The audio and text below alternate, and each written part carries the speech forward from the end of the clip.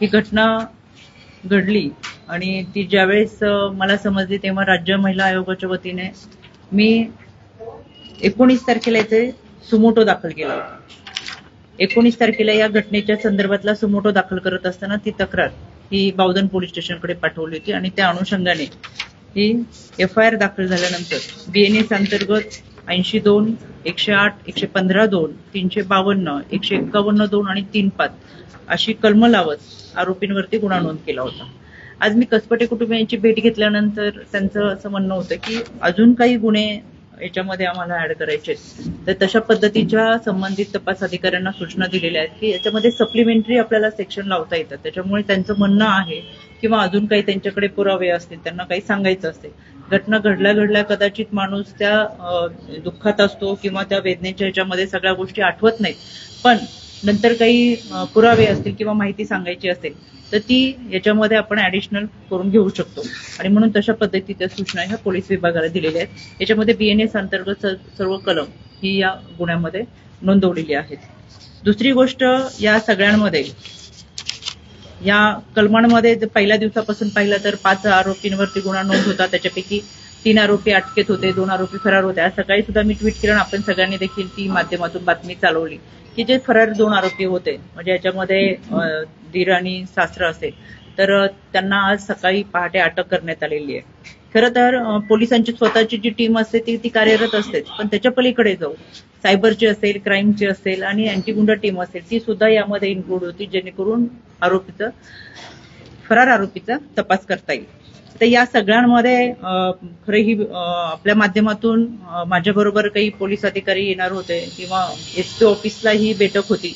त्याच्यामुळे बाळासंदर्भातला घटनाक्रम की बाळ देतानाचा घटनाक्रम किंवा याच्यामध्ये काय झालं, तर बाळ वैष्णवीच्या आई वडिलांच्या ताब्यात देण्यापूर्वी सकाळी मी 1 तास अगोदर ट्विट करून आणि व्हिडिओच्या माध्यमातून आपल्याला माहिती दिली होती. CWCच्या माध्यमातून ही प्रोसेस पूर्ण करून बाळ आई वडिलांच्या ताब्यात दिलं, पण त्याच्या संदर्भातले अनेक प्रश्न आपले जे होते ते संबंधित पोलीस आणि CWC हे आपण बोलवले होते, जेणेकरून तुमच्या सगळ्यांच्या प्रश्नांना उत्तर देता येतील. यामध्ये ही घटना घडल्यापासून बऱ्याचशा गोष्टी विचारल्या जातात किंवा अनेकांच्या मनामध्ये शंका असेल, अनेक अफवा पसरवल्या जातात, म्हणून मला आवर्जून सांगायचंय. 6/11/2024 करिश्मा हगवणे यांनी राज्य महिला आयोगाला मेल केला होता. हा मेल होता 11:50 रात्री आणि 11:50 रात्री मेल आल्यानंतर, हा 6 तारखेचा मेल आल्यानंतर राज्य महिला आयोगाने त्याच्यावरती संबंधित पोलीस स्टेशनला पाठवून याच्यामध्ये कारवाई करण्यासाठी त्या सूचना दिल्या होत्या. हा राज्य महिला आयोगाची तक्रार अर्ज आहे आणि करिश्मा हगवणे यांची तक्रार,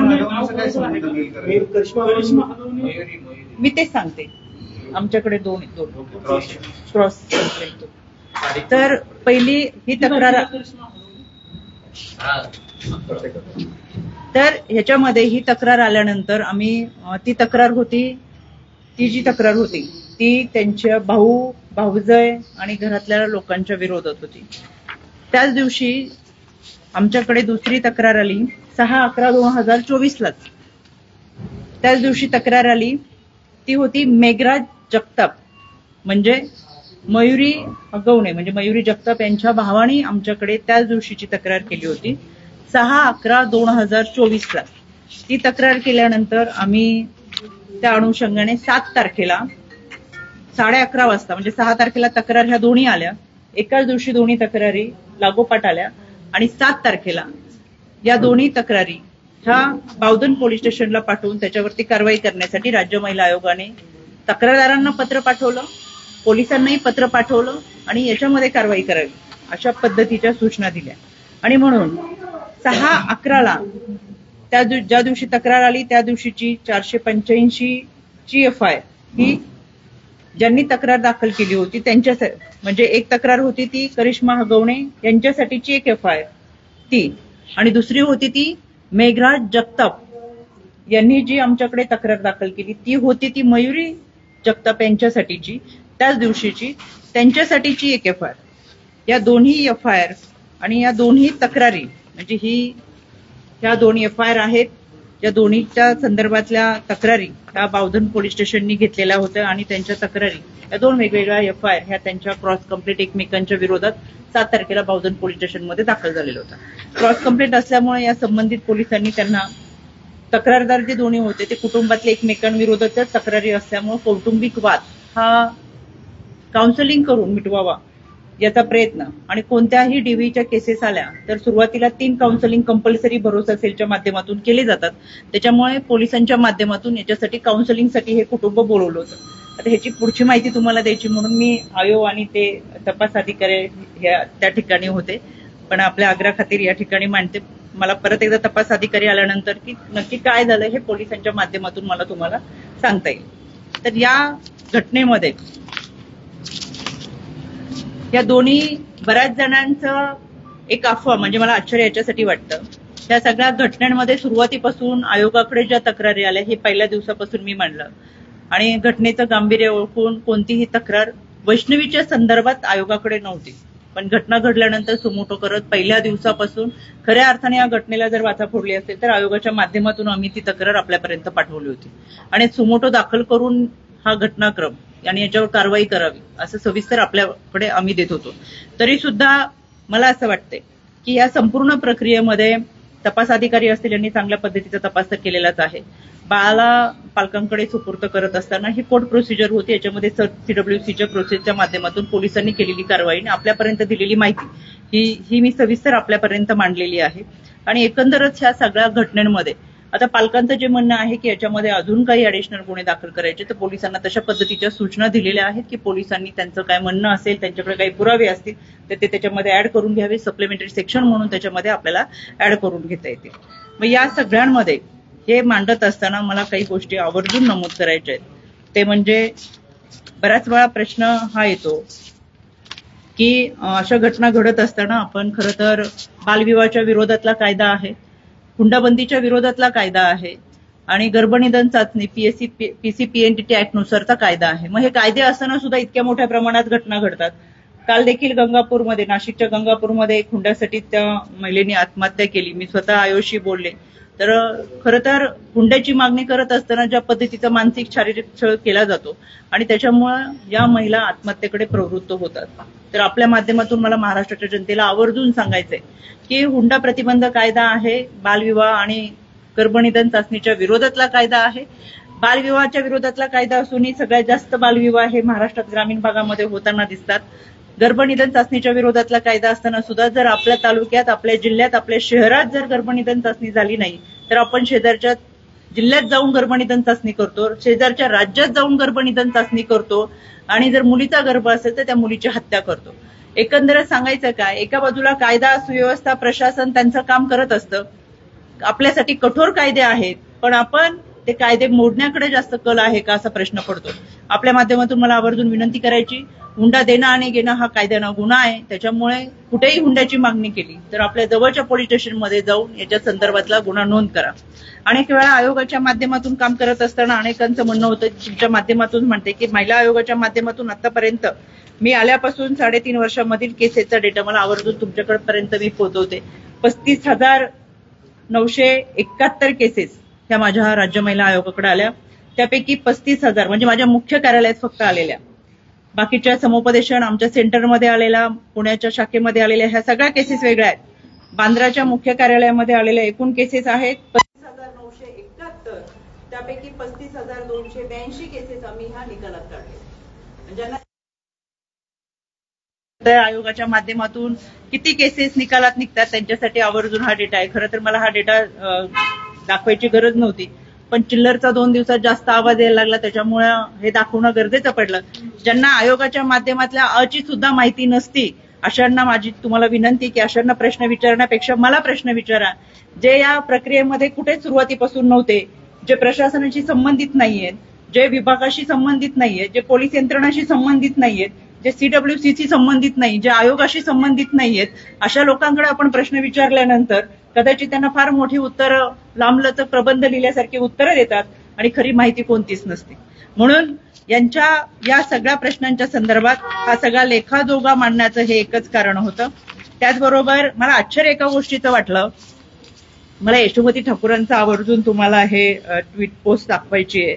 त्यांनी काल ही पोस्ट केली, ही घटना घडल्यानंतर काल ही पोस्ट केली आणि या पोस्टमध्ये लिहिलंय, आम्ही सगळेजण वैष्णवी अगवणे यांना म्हणजे न्याय मिळाला पाहिजे, त्वरित पकडण्याची निपक्षपाती चौकशी करण्याची मागणी असं आहे, असं लिहिलंय. आणि खाली दिलंय की या माध्यमातून खरं तर महिला आयोगाने लक्ष घातलं पाहिजे, काय केलं पाहिजे, काय असं बरंच त्यांनी त्याच्यावरती त्यांची भूमिका मांडली आहे. मला यशोमती ठाकूर ह्या माजी महिला मंत्री आहेत. एका महिला मंत्र्यांनी जबाबदारपणे वक्तव्य केलं पाहिजे होतं. आयोग काय करतंय हे त्यांना माहित नाही.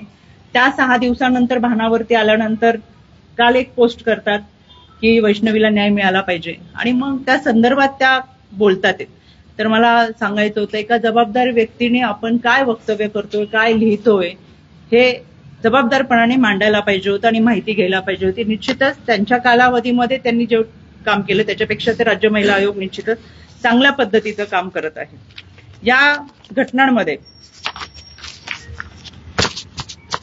2 दिवसाच्या गौरवशाली महाराष्ट्र महोत्सवच्या दौऱ्याच्या निमित्तानं मी कराड, सातारा, महाड अशा दौऱ्यामध्ये होते. ज्या दिवशी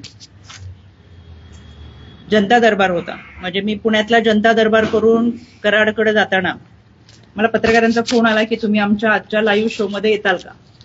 तर मी सांगितलं मी आता जनता दरबारमध्ये, माझ्याकडे 550 पेक्षा जास्त केसेस आहेत आणि प्रवासामध्ये मला शक्यता रेंजचा प्रॉब्लेम होतो, कमी वाटते. तर तरी सुद्धा मला त्यांनी सांगितलं तुम्ही जिथं कुठे असाल तिथं या, आपण या माध्यमातून लाईव्ह जॉईन होऊ. 8 वाजताच्या लाईव्ह मध्ये 8 वाजल्यापासून जॉईन करण्याचा प्रयत्न केला, पण आम्ही कुठेही जॉईन होऊ शकलो नाही. 8:30 वाजता थोड्या वेळासाठी कनेक्टिव्हिटी आली, जॉईन झालो.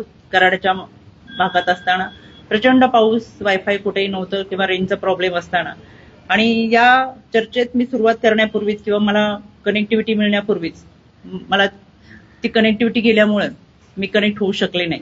पण त्याच्या माध्यमातून झालेली चर्चा किंवा त्याच्यावरती झालेली टीका, मला आश्चर्य एका गोष्टीचं वाटलं की ज्या पद्धतीने बोललं गेलं तो भाषेचा स्तर हा फार खालवलेला होता.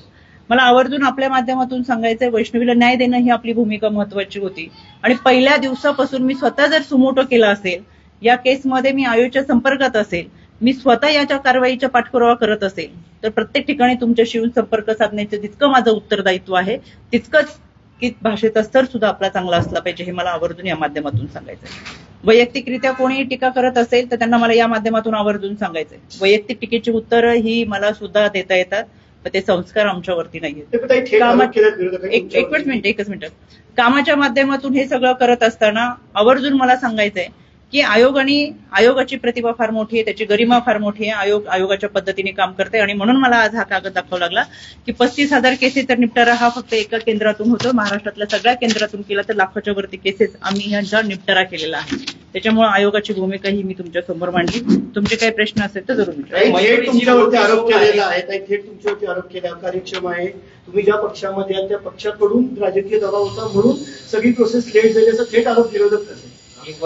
विरोधकांचं काम विरोध करणं असतं आणि विरोधकांनी आमच्यावर टीका केली तरच त्यांना प्रसिद्धी मिळू शकते, तरच त्यांची बातमी होऊ शकते आणि म्हणून विरोधक टीका करतात. विरोधकांच्या टीकेला एकच उत्तर आहे, मला असं वाटतं की जो सुमोटो मी दाखल केला होता तो विरोधकांना सुद्धा माहित नव्हता. विरोधक काल परवा बोलायला आलेत. पहिल्या दिवशीचा जो सुमोटो होता आणि त्या माध्यमातून कारवाई करा असं पोलीस स्टेशनला पत्र आणि स्वतः माझा पाठपुरावा आहे. जर कोणताही राजकीय दबाव असता तर सुरुवातीला सुमोटो केला नसता. सुमोटोच्या केसमध्ये मी स्वतः अर्जदार आहे या केसमध्ये. त्याच्यामुळे आणि ज्या वेळेस माझ्याकडे तक्रारी आल्या 6-11च्या दरम्यान दोन्ही तक्रारी आल्या, ह्या दोन्ही महिलांच्या तक्रारी होत्या. त्याच्यामुळे दोन्ही बाजूनी दोन्ही महिला या तक्रारदार असल्यामुळे, महिलांच्या संदर्भातला विषय असल्यामुळे आमच्याकडे भरोसा सेलच्या माध्यमातून कुटुंबाचा विषय असेल, कौटुंबिक विषय असेल, शेवटी कुटुंब हे समाजाचा पाया आहे आणि हा पाया टिकला तर कुटुंब व्यवस्थित चालेल म्हणून समुपदेशनाच्या माध्यमातून काउन्सिलिंग करून कुटुंब एकत्र आणण्याचा प्रयत्न आपण करत असतो. आणि म्हणून सुरुवातीच्या कालावधीमध्ये सुद्धा 6 तारखेला आलेल्या केसेस 7 तारखेला आपण FIR करतोय. 6 तारखेला आलेल्या केसेससाठी 7 तारखेला मेल पाठवून कारवाई करण्याच्या सूचना देतोय. 24 तासातली तत्परता ही राज्य महिला आयोगाची. आणि म्हणून विरोधकांनी केलेले आरोप हे मी खोडून काढते, त्याला फारसं महत्व नाही. स्वतःच्या प्रसिद्धीसाठी जर आरोप करत असतील तर ते चुकीचे आहेत. मयुरी जगताप जी आहे, जी मोठी सून आहे, तिचे फोटो देखील होते की तिला रक्तबंबाळ वस्तूवर कपडे फाटोस्तोर मारलं तुम्ही म्हणता मेलद्वारे तिच्या भावाची तक्रार आली, तर त्यावेळेसच कडक कारवाई पोलिसांनी केली असती तर आज वैष्णवी आपल्यात असते असं वाटत नाही?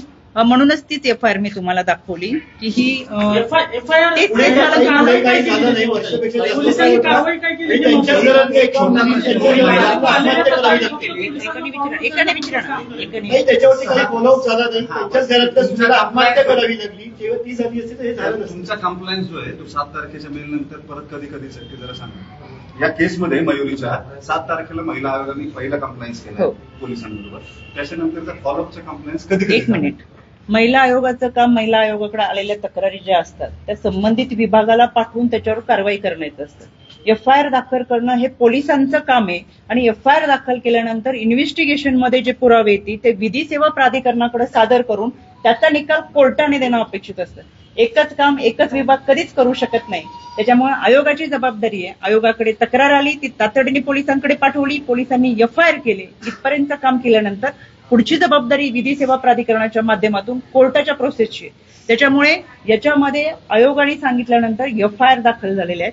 दुसरी गोष्ट म्हणून मी तुम्हाला सांगत होते ही प्रेस 1:30 वाजता SP ऑफिसला, Paud police station, Bavdhan police station, PCMC police आयोग हे सोबत असताना मला तुमच्या ह्या प्रश्नाचं उत्तर देता आलं असतं, पण तुमच्या आग्रह खातीर मी तिकडची प्रेस सोडून इथं बसले. माझ्याबरोबर कोणतेही अधिकार नाही आणि म्हणून मला आवर्जून हे सांगायचं होतं की काही काही गोष्टी त्यांच्याकडच्या आहेत. संबंधित तपास अधिकारी 2024 मध्ये केलेले तपास, 2025 मध्ये वर्ग झालेलं पोलीस स्टेशन आणि त्या अंतर्गत त्यांनी काय भूमिका घेतली हे मला ते असताना जास्त चांगल्या पद्धतीने तुम्हाला सांगता आलं असतं. याच्यामध्ये एकच विषय असा होता की आयोगाने काही केलं नाही हे सांगण्यासाठी मी आले. एका संविधानिक पदावरती काम करत असताना, प्रामाणिकपणे त्या खुर्चीला न्याय देत असताना 24 तासाच्या आत आम्हाला दिवसभरात 350-400 तक्रारी येतात. या आलेल्या तक्रारींमध्ये 24 तासाच्या आत मेल करून ती तक्रार दाखल करून FIR दाखल केलेली आहे. ही तत्परता मला तुम्हाला सांगायची. जर मेल आला असता, तक्रार आली असता आणि दुर्लक्ष केलं असतं तर गोष्ट वेगळी होती. यामध्ये सुमोटो दाखल केलाय. 6-11च्या केसेसमध्ये एका दिवसामध्ये FIR दाखल केली आहे. आता मला परत पोलिसांना जाऊन मी विचारते आणि त्याच्यासाठी मी तुम्हाला म्हटलं होतं त्यांच्याबरोबर बसून आपण चर्चा करू, पण मी त्यांच्याकडून माहिती घेऊन परत तुम्हाला माहिती. मेल करणं एवढंच आहे. पुढे फॉलोअप काय घेणं किंवा तक्रारीचा काही निकाल लागला कनेक्टेड कनेक्शन मिळालं आलेल्या या 35,000 तक्रारींचा जो निपटारा केलाय तो फक्त मेलवरच केलाय. आणि आमच्याकडे तुम्ही कदाचित आम्हाला थोडंसं फॉलोअप करा राज्य महिला आयोगाला आणि कमिशनला. दर जिल्ह्याच्या ठिकाणी, प्रत्येक जिल्ह्याच्या ठिकाणी जिल्हा निहाय सुनावणी घेतो जी आजपर्यंत आयोगात झाली नाही. त्या जिल्ह्यात गेल्यानंतर आम्ही बसताना कलेक्टरांना बरोबर घेतो, कमिशनरांना बरोबर घेतो, CO असतात आणि विधी सेवा प्राधिकरण असतं. आलेल्या तक्रारी ह्या विधी सेवा प्राधिकरणाच्या माध्यमातून जातात. आयोगाकडे कोणतीही तक्रार आली तर आपण त्याच्यावर लगेच सांगत नाही. DVची जर केस असेल तर आपण म्हणत नाही घटस्फोट घेऊन बाजूला व्हा. आमच्याकडे तक्रार आल्यानंतर ती तक्रार आम्ही भरोसा सेलकडे देतो, कारण की कुटुंबामध्ये समझोता झाला पाहिजे हा त्या पाठीमागचा प्रयत्न असतो. कारण त्या कुटुंबातल्या लहान मुलांचा भवितव्याचा प्रश्न असतो आणि कंपल्सरी 3 काउन्सिलिंग करणं हा GR आहे. कोणत्याही कुटुंबाची तक्रार येऊ दे, एकत्रित बसून प्रत्येकाला, अर्जदार आणि गैर अर्जदाराला संवादासाठी आणि भूमिका मांडायला वेळ देणं हे त्यांचं काम असतं. आमच्याकडे तक्रार आल्यानंतर ती तक्रार पोलीस स्टेशनला दिल्यानंतर भरोसा सेलमध्ये त्यांचं काउन्सिलिंग होईपर्यंत आणि समझोता होईपर्यंत 7-7 दिवसाचा कालावधी दिला जातो, कधी 15 दिवसाचा कालावधी दिला जातो. अर्जदार खूप तातडीने तक्रार दाखल करतात, पण गैर अर्जदार कधी बाहेरगावी आहे म्हणून सांगतात, कारण त्यांना गरज नसते, अर्जदाराला गरज असते. गैर अर्जदार कारण सांगत असतात, नोकरीच्या ठिकाणी आहेत, बाहेर आहेत, कुठे आहेत, आणि म्हणून बऱ्याच वेळा गैर अर्जदार गैरहजर राहतात आणि याच्यामुळे कधी कधी या काउन्सिलिंगला उशीर होतो. त्याच्यामुळे ह्या सगळ्या केसेसचा पाठपुरावा करत असताना ह्याचे फीडबॅक आमच्यापर्यंत पोहोचत असतात. ज्या केसेस सॉल्व्ह होतात त्या भरोसा सेलच्या माध्यमातून आणि जिल्हा महिला बालविकास विभागातून आमच्याकडे येतात. त्याच्यामुळे या केसेसमध्ये मला असं वाटतं FIR दाखल झाल्यानंतर आता मी पुढची माहिती घेऊन तुम्हाला मयुरी जगताप प्रकरणात महत्वाचा विषय आहे की तिची तक्रार जी होती ती हानमारीची होती. तिचे कपडे पाठवस्तोवर, रक्तबंबाळ वस्तूवर तिला हानमार केली होती. तुम्ही म्हणताय आम्ही मेल फॉरवर्ड केला पोलिसांना, पण मयुरीच्या तक्रार दाखल करायची तो खूप वेळ आपल्याला कन्फ्युजन करू नका, मी तुम्हाला डिटेल्स देते. मयुरी जगतापांची त्यांनी स्वतः तक्रार आमच्याकडे केली नव्हती. एक महत्वाचा मुद्दा मला तुम्हाला सांगायचा आहे. आमच्याकडे जी तक्रार आली ती मेघराज जगताप नावाने आली. पुरुषांनी तक्रार केली तरी सुद्धा आम्ही ती आमच्याकडे महिलेच्या संदर्भात आहे आणि त्यांनी याच्यामध्ये काय काय त्रास झाला, कसा झाला असं ते दिलेलं आहे. 18 आता हे खरं वाचून दाखवायला नाही पाहिजे ह्या तक्रारीचं, पण मुद्दा असा आहे ताई, मुद्दाच सांगते महिला तुम्हाला. आयोगाने मेल करून देखील पोलिसांनी तिला 5 ते 6 तास रखडत ठेवलं तिथं पोलीस स्टेशनला त्याची तक्रार दाखल करून घ्या. तुम्ही आता एसपी ऑफिसला ब्रीफ घेतलंय मयुरीच्या केसचं, 241 दिवस झाले, कोर्टामध्ये चार्जशीट गेले नाही. तुम्हाला काय सांगितलं दोन्ही बाजूच्या पोलिस? चार्जशीट दाखल व्हायला पाहिजे होते आतापर्यंत. ते का झालं नाही तुम्ही आता? मग ह्याच्यावरतीच एसपींना आणि पीसीएमसी कडे हा विषय जो ग्रामीणला आधी होता तो बावधनचा विषय वर्ग होईपर्यंत ग्रामीण भागाला होता. त्याच्यामुळे त्यांनी ती आतापर्यंत चार्जशीट दाखल करणं गरजेचं होतं. का चार्जशीट दाखल झाली नाही? मला राज्याचे गृहमंत्री यांना विनंती करायची की तातडीने अशा केसेसमध्ये चार्जशीट दाखल होऊन त्यांना कोर्टाच्या माध्यमातून न्याय मिळाला पाहिजे. याच्यासाठी खऱ्या सूचना आता त्या विभागाला गेल्या पाहिजेत. इतक्या दिवसांचा चार्जशीट का होत नसेल तर पोलिसांनी ती आपली माहिती त्यांच्या समोर दिली असती. आता ह्याच्यातलं एकच वाक्य सांगते की जेव्हा तक्रार दाखल झाली तेव्हा कोर्ट पोलीस स्टेशननी आमच्या दोन्ही कुटुंबियांना एकत्र बोलून आमची मध्यस्थी केली आणि आमचा हा विषय त्यावेळेस मार्गी काढला, असं त्यांचं एक वाक्य. मी आता सविस्तर मला तुम्हाला खरं हे सांगायला पण नाही पाहिजे, पण आता तुमचे हे पाहता मला असं वाटतंय की ह्या सगळ्या गोष्टी थोडक्यात त्याची काय विषय आहे मी ती तुमच्याकडे मांडते. त्यांनी असं वैयक्तिक बाबतीत पोलिसांनी हलगर्जीपणा केला या प्रकरणामध्ये की नाही केला हे तुम्ही सांगा. जर केला असेल तर तुम्ही महासंचालकांना पत्र देणार आहात का? संबंधित असलेल्या अधिकाऱ्यांवर कारवाई करा. मुख्यमंत्र्यांना पत्र देणार आहात का? लेखी त्यांच्यावरती कारवाई करा. तुम्ही स्वतः पोलीस आयुक्तांकडे त्यांच्यावरती कारवाई करायची मागणी करणार आहात. संबंधित अधिकारी किती आणि कोणते बहुड बावधन म्हणजे ग्रामीण आणि पीसीएमसीचे? 2024 मध्ये ही केस दाखल झाली तेव्हा बावधनकडून ती ग्रामीणकडे होती. फेब्रुवारीमध्ये वर्ग झाल्यानंतर ती आता पीसीएमसी मध्ये गेले. त्याच्यामुळे 4 अधिकारी याच्यामध्ये आहेत. केस वर्ग होण्यापूर्वीचा तपास असेल आणि वर्ग झाल्यानंतरचा तपास असेल. हे 4ही अधिकारी आता दीडच्या मीटिंगमध्ये मला भेटतील. का करू शकले नाही, काय अडचण आहे, आणि म्हणून मी एसपी नाही तिथे बसवले. पीसीएमसीचे अधिकारी सुद्धा तिथे बोलवले. खरं दिरंगाई होणं हे चुकीचं आहे आणि त्याच्यामुळे पोलिसांनी याच्यामध्ये एक वाक्य नमूद केलेलं आहे की दोन्ही कुटुंबियांना बोलून मध्यस्थी केल्यामुळे वाद मिटला होता. आता पोलिसांची जबाबदारी आणि भरोसा असेल की एकत्र बसून हा त्यावेळेचा वाद मिटवल्यामुळे कदाचित हा विषय परत तक्रार आली नसल्यामुळे हा विषय तसाच राहिला असणार आहे. पण त्यांनी त्याच्यामध्ये असं नमूद केलेला, तेच मी माहिती घेते आता गेल्यावर. त्याच्यामुळे या केसमध्ये सुद्धा त्यांनी मेन्शन केले की एकत्र बसून हा वाद तात्पुरता मिटवलेला होता. मग त्यावेळेस हा वाद तिथं मिटला नसता तर पुढचीही कारवाई झाली असती. आणि स्वतः त्यांचं तक्रारदारांचं हे पत्र आहे. मला आता इतकं सविस्तर मी आहे पण तुम्हाला एक वाक्य ते सांगते. आम्हाला नको ही माहिती मिळते मयुरीच्या कुटुंबियांकडून किंवा मयुरीकडून सुद्धा हे सतत सांगण्याचा प्रयत्न केला जातो की त्यावेळेस भगवतीच्या बाजूला जो पॉलिटिकल क्लाउड होता त्या क्लाउडचा वापर करून ते प्रकरण दाबण्यात आलं.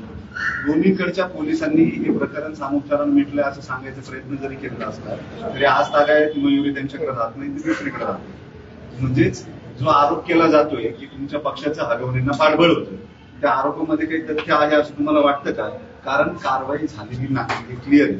चार्जशीट गेलेलं नाही हे क्लिअर आहे. ही समरी फाईल झालेली नाही हे क्लिअर आहे. असं असून त्या गुन्ह्यामधले आरोपी मुकाट फिरत होते आणि त्यांच्यामुळे आता आणखी एका मुलीने आत्महत्या केली आहे जी हत्या सुद्धा ठरू शकते.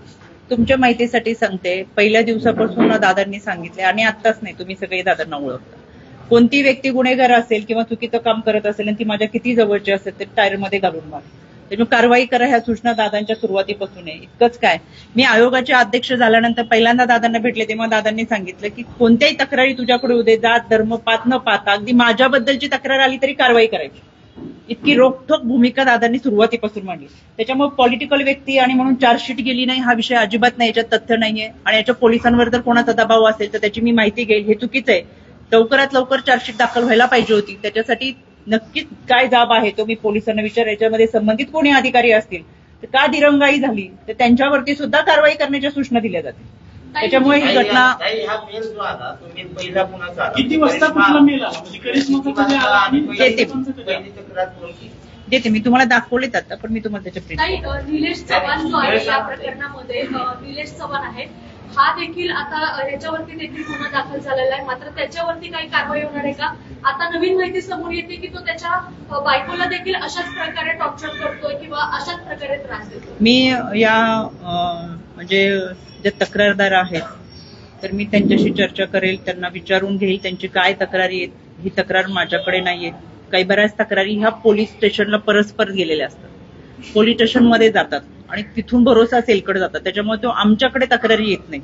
आता ह्या तक्रारींची मी सविस्तर माहिती घेते, ज्या पोलीस स्टेशनला त्यांनी दिल्या असतील आणि पोलिसांनी का नाही कारवाई केली, तर ते कारवाई करण्यात असताना दिरंगाई का झाली, याच्यामध्ये कोणी दोषी असेल तर त्यांच्यावर कारवाई केली जाईल.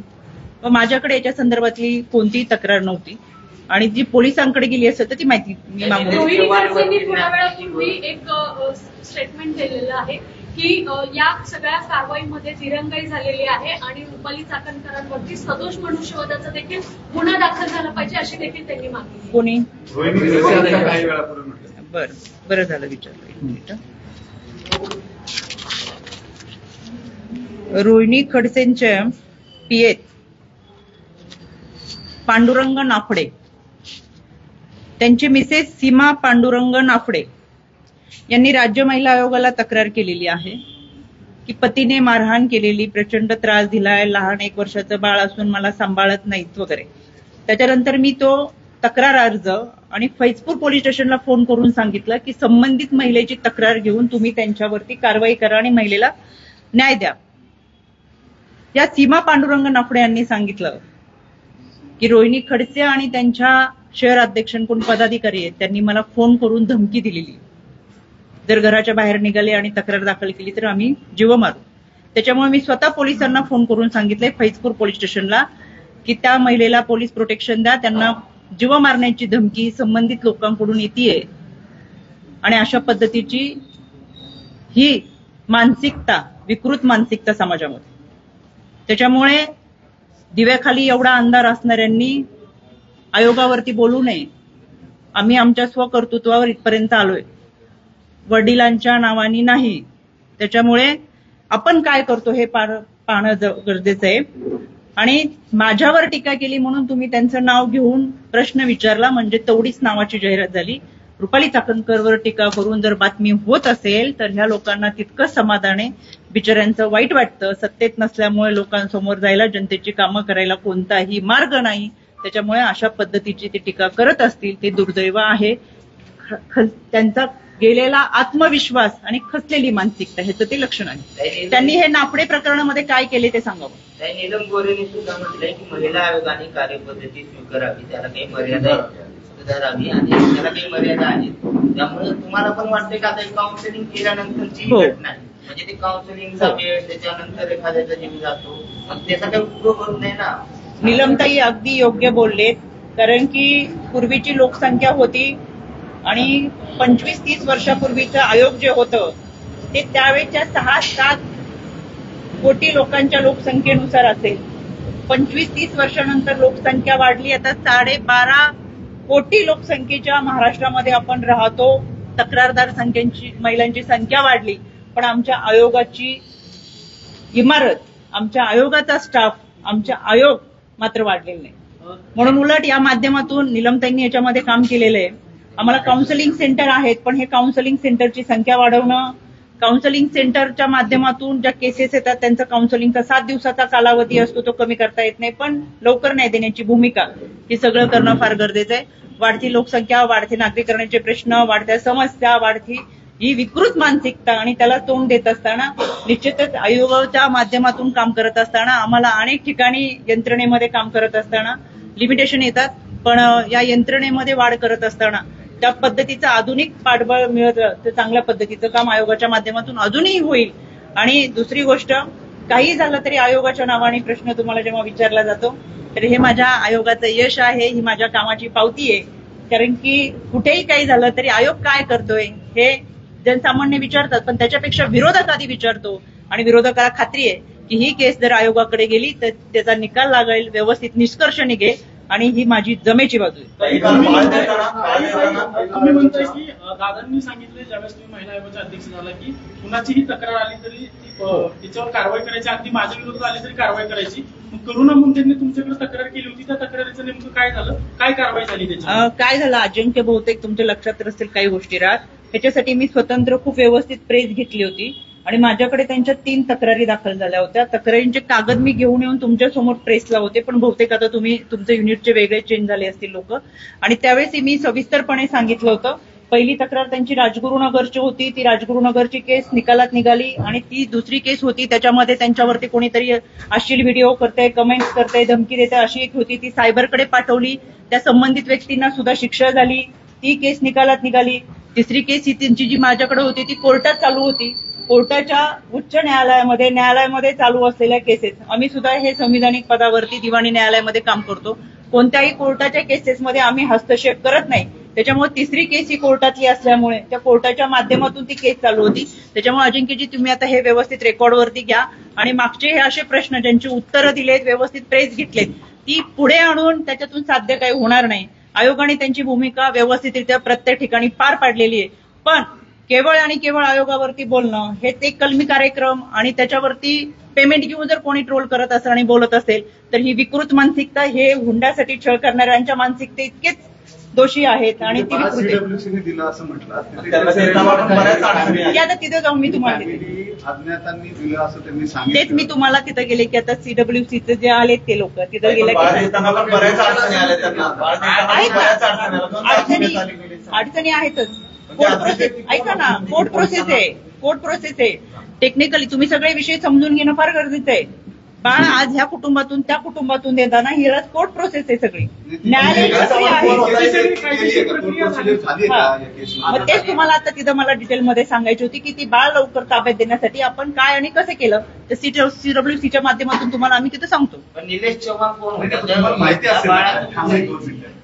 माहिती असेल ना प्रोसेस काय झाली. तुम्ही आधीच ट्विट केलेलं होतं, प्रोसिजर फॉलो करून बाळ दिले असं तुम्ही म्हणताय. ते नेमकं काय झालं, कुणी दिलं, कोर्टाची ऑर्डर काय होती, कस्टडी कोणाकडून? कोर्टाची ऑर्डर एवढ्या लवकर होत नाही. मग स्पष्टपणे तुम्हाला सांगते, एका दिवसात कोर्टाची ऑर्डर कशी होईल. म्हणून ही प्रोसेस करत असताना मला असं वाटतंय की आपल्याला वैष्णवी हगवणे या प्रकरणामध्ये न्याय द्यायचा आहे. ह्या गोष्टी माहीत असताना सुद्धा आपण न्याय देण्यासाठी आउट ऑफ वे जाऊन जर काही चांगल्या गोष्टी करत असेल तर आपण सहकार्य करणं ही आपली जबाबदारी आहे.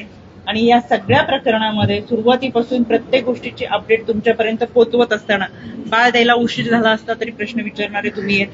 बाळ आउट ऑफ वेज जाऊन प्रक्रिया करून आपण तुम्हाला देत असताना सुद्धा जर दिली तर का दिली, कशी दिली, हा प्रश्न साहजिकच आहे. तुमचा प्रश्न विचारणं हे काम आहे. पण म्हणून मी तुम्हाला परत सांगते, हे सगळे अधिकारी मी 1:30 वाजता SP ऑफिसला बोलवले होते जेणेकरून तुम्हाला या प्रश्नांची उत्तरं देता येतील. पण त्याच्या पुढे जाऊन तुमचं असं वाक्य होतं, तुम्ही इथं प्रतिक्रिया दिली नाही तर आम्ही असं करू. म्हणून मी इथं बसले. मला फार नाही, एक वाक्य होतं त्याच्यामुळे एक जण बोलले ना, नाही आपण खरं करू. एक मिनिट मग अशी कोण की तुम्ही न बोलता निघून गेलात असं कोण बोलले इथे? हे पण बोलले ते नाही, एक जण बोलले की तुम्ही न बोलता निघून गेला अशी आम्ही बातमी चालू.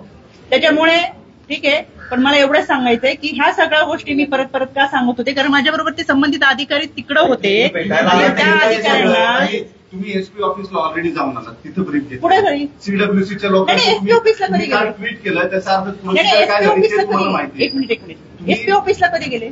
येण्यापूर्वी तुम्ही ब्रीफ घेऊन आलात तिथून. काय बोलताय? या केसचं सगळं ऑलरेडी ब्रीफ पुढे मी SP ऑफिसला गेलेच नाही. काय पुरावा? मी SP ऑफिसला जायचंय मला आता आणि म्हणून मी SP ना इकडे बोलवलं. चुकीची माहिती सांगू नका.